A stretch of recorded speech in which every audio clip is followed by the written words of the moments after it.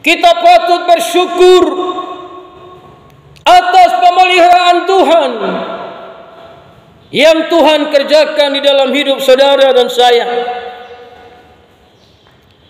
Sahabat-sahabat yang saya kasihi dalam Yesus, hari-hari ini adalah hari-hari di mana iblis bekerja keras untuk menghalangi orang-orang agar mereka tidak datang menyembah kepada Yesus. Dan kita melihat bagaimana Yesus dicobai.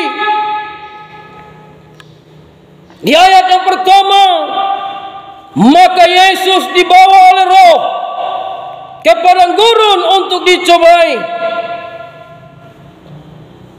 Ibrani 2 ayat yang ke-18, sebab oleh karena ia sendiri telah menderita karena pencobaan, maka ia dapat menolong mereka yang dicobai.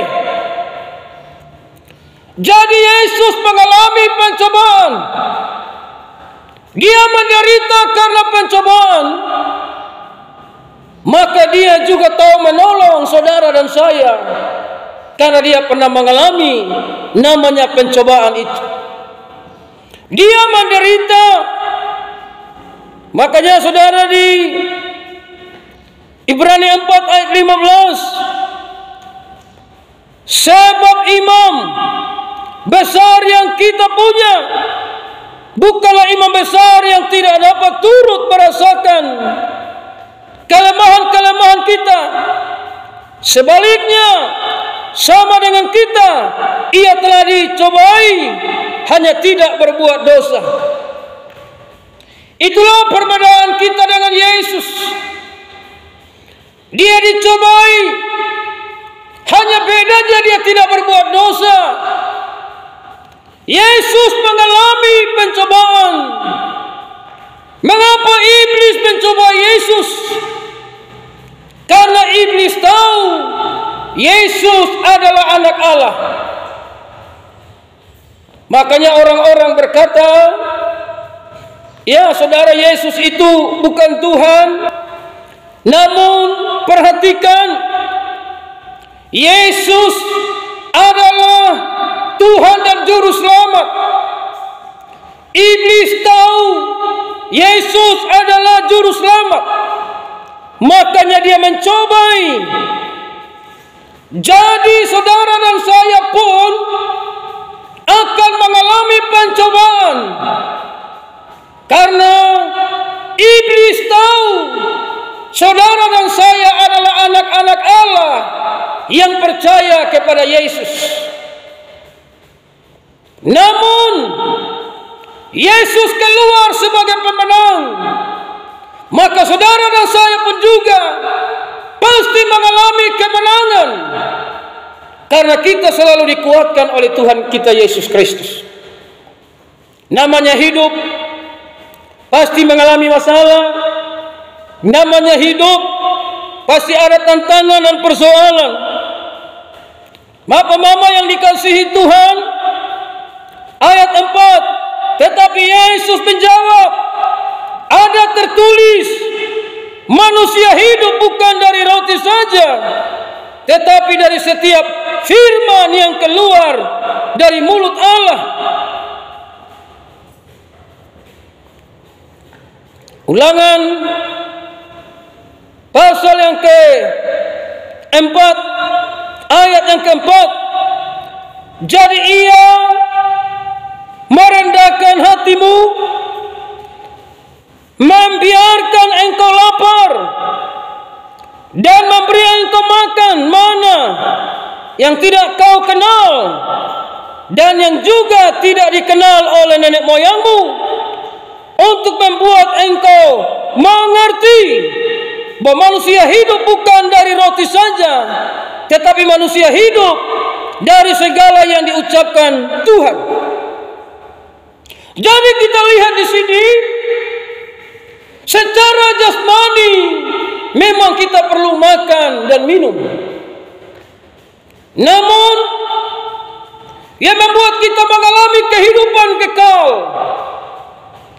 kita menikmati firman Allah yang setiap hari kita baca, kita dengar, dan kita merenungkannya itu hari lepas hari. Bapak mama yang dikasihi Tuhan, Yesus berkata, manusia hidup bukan dari roti saja, tetapi dari setiap firman yang keluar dari mulut Allah. Firman itulah yang menghidupkan, firman itulah yang menguatkan, firman itulah yang memampukan saudara dan saya untuk tetap melangkah dalam dunia yang fana ini, dunia yang penuh dengan persoalan, dunia yang penuh dengan berbagai macam bencana. Tapi biarlah kita terus menyembah Tuhan. Di ayat yang terakhir, ayat yang ke 10, firman Tuhan berkata di situ, saudara,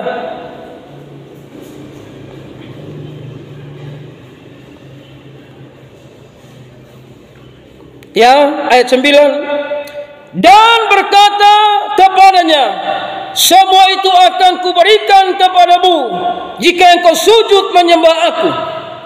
Jadi perhatikan di sini, iblis ini suka minta untuk disembah. Makanya orang-orang di luar Kristen bilang begini, di mana ayat yang diperintahkan manusia harus menyembah Yesus? Saudara, Tuhan itu tidak pernah mengemis minta menyembah. Tapi lewat keajaibannya, manusia menyembah Yesus. Yesus melakukan mujizat dengan berbagai macam keajaiban. Dia mati, dia bangkit, dia naik ke surga. Itulah yang membuat orang Kristen menyembah Yesus. Karena Yesus naik ke surga, menyiapkan tempat bagi saudara dan saya. Makanya Yesus harus disembah, beda dengan iblis. Jadi kalau ada Tuhan yang minta disembah, itu bukan Tuhan, itu iblis.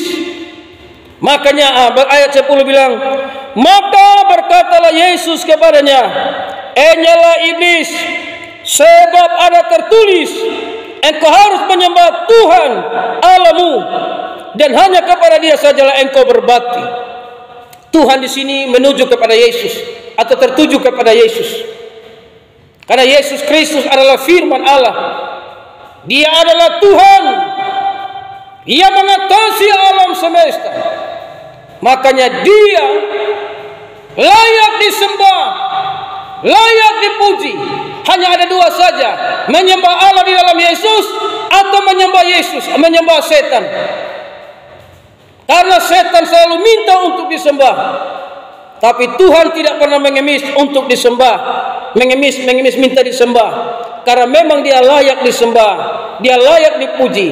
Makanya setan mundur dan dia harus berbakti, dia harus tunduk kepada nama Yesus. Makanya Yesus menang atas maut, mengalahkan iblis, karena Dia adalah Tuhan dan Juru Selamat dunia. Demikian